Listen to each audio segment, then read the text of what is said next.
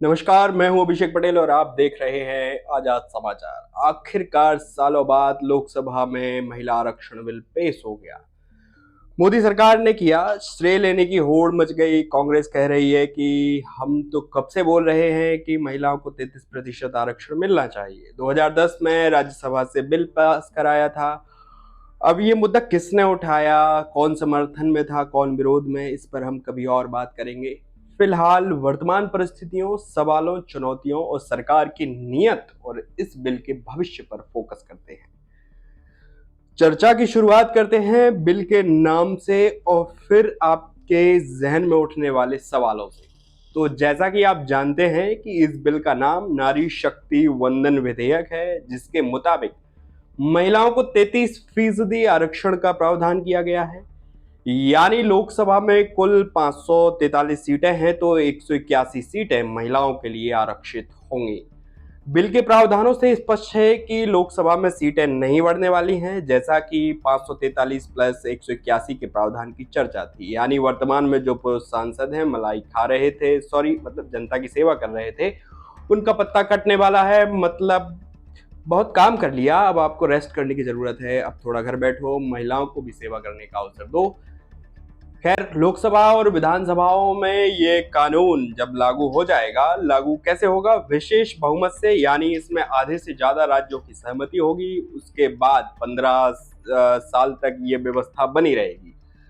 उससे आगे रिजर्वेशन जारी रखने के लिए फिर से बिल लाना होगा और मौजूदा प्रक्रियाओं के तहत उसे पास कराना होगा। अगर 15 साल के बाद उस समय की सरकार नया बिल नहीं लाती है तो ये कानून अपने आप खत्म हो जाएगा। सवाल, जैसे ये विधेयक लोकसभा से पास हो गया, फिर राष्ट्रपति ने साइन कर दिया, मतलब कानून बन गया, तो क्या ये 2024 के लोकसभा चुनाव और अभी जो विधानसभा चुनाव होने वाले हैं तो उनमें लागू हो पाएगा? तो इसका जवाब तो फिलहाल तो नहीं में ही है, क्योंकि विधेयक में प्रावधान है कि ये व्यवस्था परिसीमन के बाद लागू होगी और परिसीमन अभी हुआ नहीं है। कब होगा? जब जनगणना के आंकड़े आ जाएंगे, और कोविड की वजह से जनगणना हुई ही नहीं है। तो कुल मिलाकर एक्सपर्ट का मानना है कि पहले जनगणना फिर परिसीमन, इस प्रक्रिया में करीब 2-3 साल तो लग जाएंगे। ऐसे में इस बार लोकसभा चुनाव में तो नहीं, हाँ 2029 में जरूर ये व्यवस्था लागू हो सकती है। यानी इस बार पुरुष सांसद राहत की सांस ले सकते हैं। नेक्स्ट क्वेश्चन, जब 2024 लोकसभा चुनाव में लागू नहीं होना है तो विधेयक अभी क्यों लाया गया? इसके कई जवाब हो सकते हैं, जैसे किसी को चुनावी मुद्दा बनाना हो, मतलब राजनीतिक फायदा उठाना हो। दूसरा, आत्मबोध हो गया हो कि बहुत हो गया, आबादी को प्रतिनिधित्व मिलना चाहिए, यही वक्त है। ईश्वर की यही इच्छा है और ईश्वर की इच्छा को तो टाला नहीं जा सकता। या फिर लागू ही ना करना हो, बस जुमला हो। खैर, अपने अपने हिसाब से देख लीजिए। चलते हैं अगले सवाल पर। आखिर ये विधेयक कहाँ लागू होगा, कहाँ नहीं? तो साहब, ये बिल सीधे जनता द्वारा चुने वाले प्रतिनिधियों पर ही लागू होगा। इसका मतलब है कि महिला आरक्षण राज्यसभा या सभी 6 विधान परिषदों पर लागू नहीं होगा। इस विधेयक में लोकसभा, राज्यों की विधानसभा शामिल है। यहाँ आप मंशा पर सवाल उठा सकते हैं कि महिलाओं के प्रतिनिधित्व की बात हो रही है तो सभी सदनों में लागू होना चाहिए, है कि नहीं? लेकिन जरा सोचो, अगर वाराणसी की सीट ही महिला के लिए आरक्षित हो जाए तो? नहीं, हम ऐसा नहीं कह रहे हैं। मोदी जी कहीं और से लड़ लेंगे और जीत भी जाएंगे, फिर भी खतरा तो है ही, है ना? कल्पना कीजिए, अमेठी की सीट रिजर्व हो जाए, वायनाड की भी सीट रिजर्व हो जाए, फिर क्या होगा? गोरखपुर शहरी विधानसभा महिला के लिए आरक्षित हो जाए तो यहां तो सरपंच पति जैसी व्यवस्था भी नहीं है। समझ रहे हो ना? वैसे हमें सभी राजनीतिक दलों पर भरोसा है कि पार्टी स्तर पर भी राज्यसभा और विधान परिषदों में महिलाओं को तरजीह देंगे। अगला सवाल, क्या SC/ST महिलाओं को अलग से आरक्षण मिलेगा? तो इसका जवाब है नहीं। SC/ST महिलाओं के लिए आरक्षण SC/ST कोटे से ही मिलेगा। जैसे इस वक्त लोकसभा में SC/ST के लिए आरक्षित सीटों की संख्या 131 है। महिला आरक्षण लागू होने के बाद इनमें से 1/3 यानी 44 सीटें SC/ST महिलाओं के लिए आरक्षित हो जाएंगी।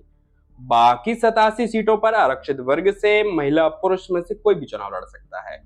आरक्षित वर्ग से क्या OBC महिलाओं को अलग से आरक्षण मिलेगा? इसका जवाब भी नहीं है। इस विधेयक में OBC महिलाओं के लिए अलग से आरक्षण का कोई प्रावधान नहीं किया गया है। विधानसभा और लोकसभा में चाहे ओबीसी पुरुष हो या महिला, उन्हें आरक्षण नहीं मिलता। अच्छा, ये महत्वपूर्ण पॉइंट है। 2010 में इस बिल का विरोध ही इसीलिए किया गया था क्योंकि इसमें ओबीसी महिलाओं के प्रतिनिधित्व की बात नहीं थी, तब भी नहीं थी, अब भी नहीं है।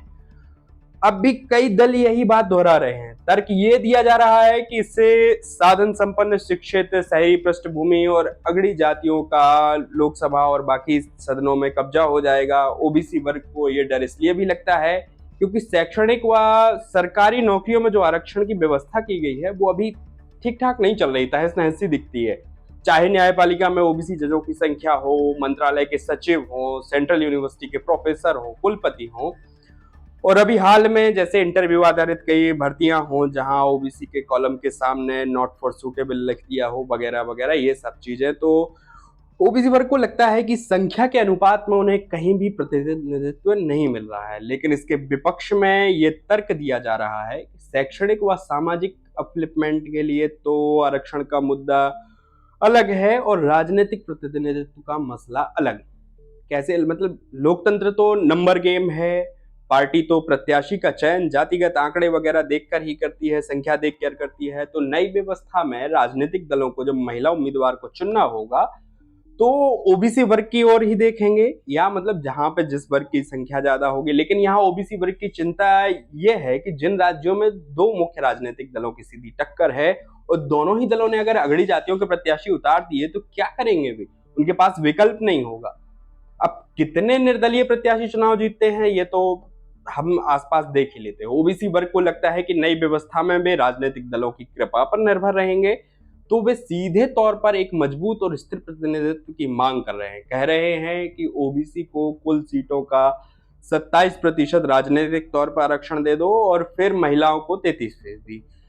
इसके बाद वही सब ओबीसी की संख्या कितनी है, जातिगत जनगणना का मसला आ जाएगा। खैर, ये मुद्दा बहुत लंबा खिंचने वाला है और मोदी सरकार के सामने चुनौती भी तो है ही।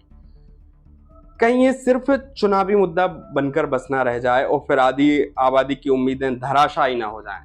वैसे मेरा मानना यह है कि महिलाओं की स्थिति किसी भी वर्ग जाति में ठीक नहीं है। उनके जीवन को आज भी प्रत्यक्ष अप्रत्यक्ष तौर पर तो नियंत्रित किया ही जाता है। हाँ, कुछ अपवाद जरूर मिल जाएंगे, लेकिन अपवादों से नियम तो नहीं बनते। खैर, चलते हैं अगले प्रश्न पर। क्या एक महिलाओं के लिए आरक्षित एक से अधिक सीट पर चुनाव लड़ सकती है, जैसे अन्य सीटों पर चुनाव लड़े थे प्रत्याशी, उदाहरण के तौर पर राहुल गांधी? तो इसका जवाब है नहीं। कहा जा रहा है कि अगर कोई महिला आरक्षित सीट से चुनाव लड़ रही है तो वह दूसरी महिला आरक्षित सीट से चुनाव नहीं लड़ सकती, और वो एक ही आरक्षित और एक अनारक्षित सीट पर चुनाव लड़ पाएगी या नहीं, इसका जिक्र विधेयक में तो फिलहाल नहीं हमको कहीं मिला। अब ये व्यवस्था क्यों की गई है, कितना जायज है, इस सवाल का जवाब मेरे पास तो अभी फिलहाल नहीं है, क्योंकि जनप्रतिनिधित्व अधिनियम की धारा 33(7) तो बाकी उम्मीदवारों को 2 जगह से चुनाव लड़ने की इजाजत देती है। फिर यहाँ क्यों नहीं? क्या ये पॉइंट आगे चलकर टकराव का विषय बनेगा? क्या कोर्ट में मामला पहुंचेगा? ये सब मुद्दे हम किसी संविधान विशेषज्ञ से बात करके आपको जानकारी जरूर देंगे। इन मुद्दों के बारे में और चर्चा करेंगे। अब आते हैं अंतिम और सबसे जरूरी सवाल पर। महिला आरक्षण लागू कैसे होगा? इसे लागू करने के 3 स्टेप्स दिखते हैं। पहले यह बिल पारित होगा, उसके बाद जनगणना, फिर परिसीमन के बाद तय होगा कि कौन सी सीट महिलाओं के लिए आरक्षित होगी। सीटों का चुनाव रैंडम हो सकता है, रैंडम बोले तो अक्कड़ बक्कड़ बम्बे वोट आएगी। दूसरा आधार महिलाओं की जनसंख्या भी है, लेकिन अब ज्यादातर सीटों पर महिला पुरुषों का रेशियो लगभग बराबर ही है, लिहाजा आरक्षित सीटें रैंडम चुनने की संभावना ज्यादा लगती है। थोड़ा और आसान कर देते हैं, जैसे अभी लोकसभा में 543 सीटें हैं। महिला आरक्षण बिल लागू होने के बाद इनमें से 1/3 यानी 181 सीटें महिलाओं के लिए रिजर्व हो जाएंगी। रोटेशन सिस्टम के बाद अगर हम अगले चुनाव में 100 सीटें, फिर 181 सीटें बदल जाएंगी। मतलब ये सिस्टम रोटेट होता रहेगा, ऐसे घूमता रहेगा। वैसे रोटेशन सिस्टम लागू होता है तो मेल यानी नर सांसदों को डर जरूर लग सकता है, लेकिन मन हो या ना हो, अब अधिकतर अधिकार तो देना पड़ेगा बॉस। वैसे यहाँ चिंता दूसरी भी है। कहा जा रहा है कि सरकार इलेक्शन कमीशन में नियुक्ति को लेकर एक बिल ला रही है। जिसके मुताबिक चुनाव आयुक्त को नियुक्त करने वाली कमेटी में प्रधानमंत्री, कैबिनेट मंत्री और विपक्ष के नेता होंगे। मतलब चुनाव आयोग पर मोदी सरकार का फुल कंट्रोल, बोले तो टोटल। कुछ लोगों को इस बात की भी चिंता है कि जब सरकार का कंट्रोल इलेक्शन कमीशन पर होगा और महिला आरक्षण बिल लागू हो जाए और फिर रोटेशन की प्रक्रिया अपनाई जाए, तो किस सीट को महिलाओं के लिए रिजर्व करना है, ये पीएम मोदी के हाथ में हो सकता है, इस बात का खतरा है। तो ऐसे में मोदी जी अगर चिन्हित कर लें कि राहुल गांधी या कोई भी नेता 2 या 3 सीटों पर चुनाव लड़ते हैं और रिजर्व उन सीटों को रिजर्व करा दे, तो उनके सामने तो राजनीतिक संकट उत्पन्न हो जाएगा। वैसे इसके उलट भी हो सकता है, मतलब अगर कोई अन्य पार्टी अगले चुनाव में सत्ता में आ गई और मोदी जी को टारगेट कर लिया, तो खैर ये एक आशंका मात्र है। देखते हैं क्या होता है। वैसे आदर्श व्यवस्था तो ऐसी होनी चाहिए इसमें कि चुनाव आयुक्त के लिए चयन समिति में, जैसा कि सुप्रीम कोर्ट ने निर्देश दिया था, वैसा हो, लेकिन सरकार को फ्रीडम दी वो कि एक प्रधानमंत्री हो, विपक्ष का नेता हो, तीसरे चीफ जस्टिस ऑफ इंडिया।